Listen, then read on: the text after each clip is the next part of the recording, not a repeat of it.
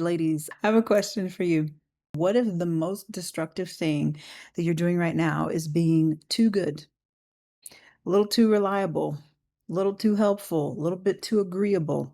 And what if that is quietly suffocating your creative self? Really had to come to terms with that one. So let me I guess kind of paint a picture here. When I was 17 years old, my family and I had moved to North Carolina. And my mother was working 2 and 3 jobs, just trying to, make ends meet, take care of us, right?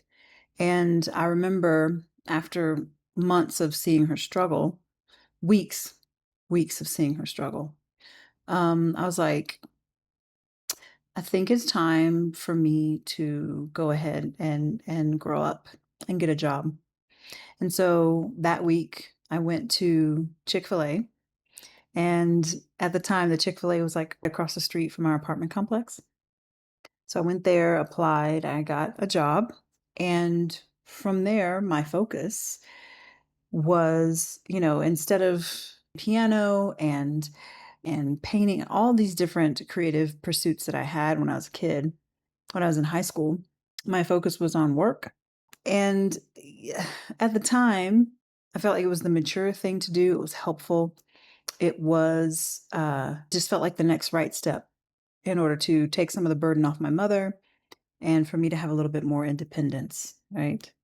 What I did not know was that choosing to focus my energy on the image I had of what it meant to be a good daughter, what it meant to be like an adult, um, actually stunting my creative self. And that choice led to a certain numbness and what I call like a creative. I know that sounds like dramatic, but hear me out. It felt like I lulled my creative self into a stupor, a coma, and that lasted me for over 20 years. Yeah. I realized something. All of the moves that I have like kind of initiated. Um, Going to Burning Man by myself in 2019, moving to South Korea, moving to New York at 26. All of these different things I've done, all of it has been, and I just realized this morning, like the pieces were kind of coming together over the past few months, but this morning, like reading this chapter and doing my morning pages and everything, it really just made it so clear that all of these moments where I was throwing myself into new experiences was really just to wake up this side of me that I had set aside for years. And I feel the work I'm doing now, this YouTube channel, all of these different things are allowing me to feed my creative self again. And I'm so thankful. But I'm sure you're like, girl, where did this come from?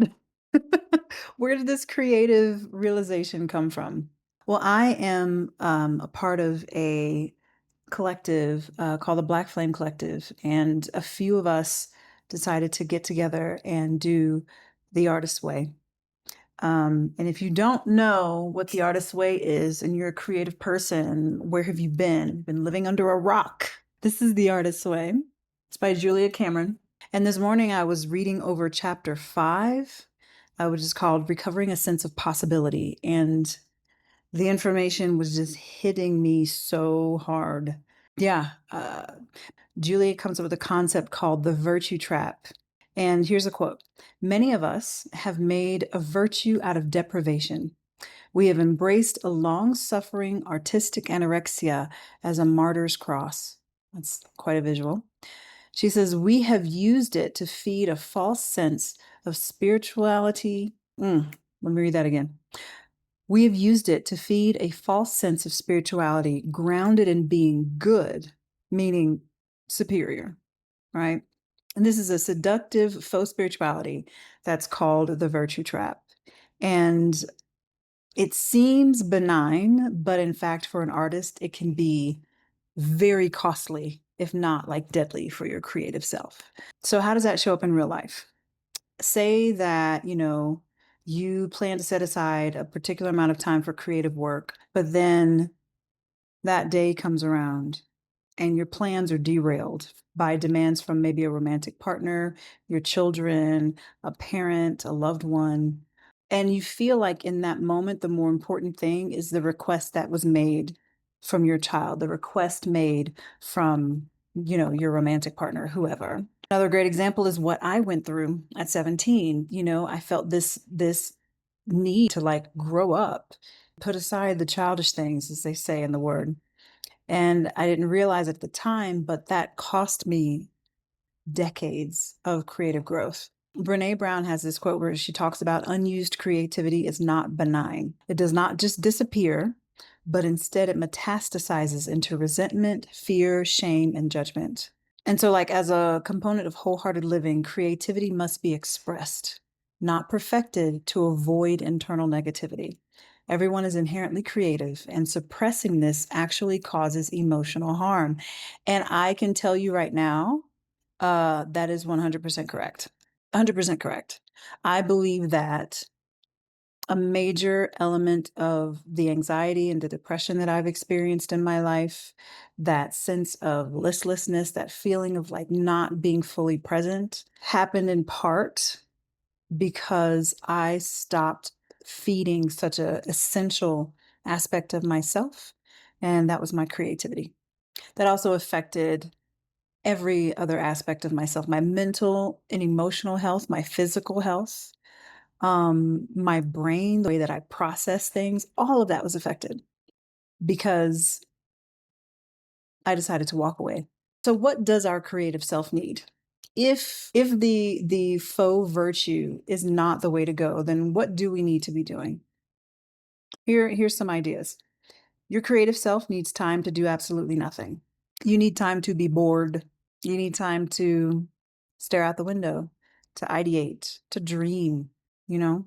You need time to create, set aside time, like time that you plan, where your husband can't interfere, your children can't interfere. I think about Toni Morrison, what she would do, if I remember correctly, she would get up at like 4 or 5 in the morning and write for a few hours before it was time to get her son up and ready for school, take her son to school, and then she would go to work. And that was her daily routine to make sure that she had time for herself to write. Glennon Doyle, I think that was something she used to do as well when she was a mommy blogger. She would get up a few hours early before her children so that she could get some writing done before she had to, go off and be a mom and all of that. So there's a certain level of sacrifice there, right? In order to feed your artist self, to take care of yourself. Um, so yeah, you need that time. And then you need time to be inspired, right? But listen, every time you deny yourself, you are slowly suffocating your artist. It's so intense. So Julia Cameron says, we listen to other people's idea of what is self-destructive without ever looking at whether their self and our self have similar needs. I have had in many instances where I allowed someone else's needs to take me away from the time that I set aside for my own emotional and creative well-being in an effort to look virtuous to other people. And that's really the rub, right? It's all an effort to look virtuous to other people. It doesn't actually benefit you. And when I first like read this chapter and first really started thinking about this, it felt a little bit like, immediately in my mind, I was like, I have so many other more important things I could be doing. And then it's like, oh shoot, that's exactly what your faux self would say. More important things I could be doing than, working on this puzzle or writing this. I have other things that are more important than that. I need to be spending time with my son and making sure that he can, sound out this word and do this and whatever, rather than working on my little project. Yeah. And then sometimes it is like, I know for me, and I know a few other people who have gone through this too. They have that they set at the time they want to do the thing, and then a romantic partner or whomever, a family member, shames you for doing for taking that time for yourself, right? I knew someone whose husband was a pastor, and whenever she would sit down to write, he would berate her about doing that, and instead say, you know, you are a pastor's wife. You should be focused on reading the word and making sure you know the Bible front and back and being an example for these other women in the congregation rather than spending time, you know, writing your little stories. And because of that, she stopped writing for years, 30, 40 years. And then it wasn't until her late 50s that she started writing again. So much time, so much time sacrificed in order to look virtuous, in order to look like the good wife. So anyway, I just wanted to share that. And you know, I realized something else as I was this and writing my morning pages and all of that. I was like, okay, I'm realizing that the work I'm doing on this YouTube channel, the community that I want to create, and in particular, the analog sessions that we're doing on Saturdays, which by the way, I think I'm going to, yeah, I'm going to go ahead and do them every Saturday rather than twice a month. I think I'm going to do them every Saturday because I need the time. I need the time set aside. I need the accountability. So I'm pledging to you all right now that every Saturday, I'm going to get on YouTube and for at least 1 hour, we will have body doubling time, analog time. I'm going to set up the YouTube. You can come in and go as you please, but I'm going to set aside 1 hour to read, to write, to work on creative projects. I'm starting to realize like, no, this is actually sacred time. And it's not selfish time. It's actually self-nourishing. I need this as a creative person, and every person is creative, by the way. But as someone who is leaning into that aspect of my life and reclaiming that time for myself, I need this. And if you feel like you need it too, and girl, you know you do, then join me. And if Saturday doesn't work for you, I encourage you to take some time this week, start this week, even if it's just 30 minutes in the morning before you get your kids up and get them off to school. Spend some time for yourself doing something creative, whether it's writing, journaling, painting, blogging, I don't know. Something for yourself, something that feeds your, whether it's your child self or teen self or whatever. Go ahead. Take the time. Don't allow the quote unquote needs of other people to encroach on the time you've set aside for your creative pursuits. Do what you got to do. All right. But that said, let me know in the comments, what does the virtue trap look like in your life? I know what it looks like in mine. I tend to tell myself I have more important things to do. If it's a creative thing that, you know, has me spending a little bit of money, I'll say, oh no, I could be used towards more important things. It's almost as if I'm downgrading the creative side of myself for quote unquote more important things. But I would love to know, what does it look like for you? You know, like, what are you actually sacrificing in order to look virtuous to other people in your life, to look reliable, to look helpful? And what's one thing you can do this week to push against that narrative? Yeah. If you don't know me, my name is Siobhan. I'm a 40-something Black American woman trolling these internet streets, talking about agency, taking back certain elements of your life, of your time, of your energy.